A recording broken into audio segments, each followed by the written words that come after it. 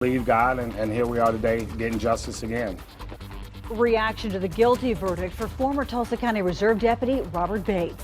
Good evening, I'm Karen Larson. I'm Brian Sanders. We begin tonight with an update to breaking news we brought you live during our 6 o'clock newscast. A jury finds Robert Bates guilty of second-degree manslaughter and recommends the judge sentence the 74-year-old to 4 years in prison.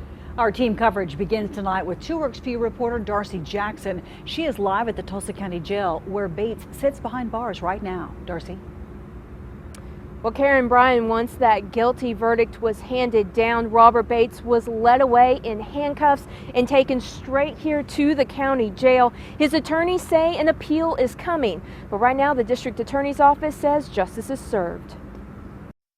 The common sense about it is really what probably carried the day. Prosecutors say the verdict wouldn't have been possible without video from the undercover sting that's been played over and over. It changed what defense was available. It made it very clear what had happened.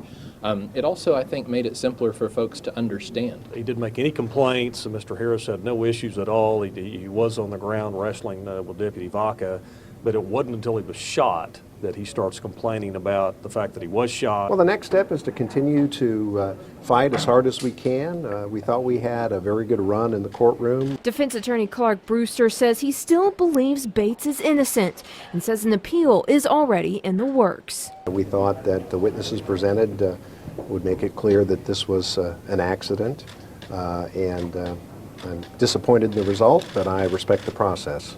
The jury recommended 4 years in prison for Bates, a sentence the state believes is justice for Eric Harris's family and for the people of Tulsa. We tried to do what we have an ethical obligation as prosecutors to do.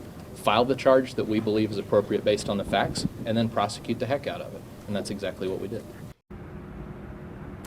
Now, Bates will be formally sentenced next month. He's here in jail without bond, and he will continue to stay here even throughout any future appeals processes.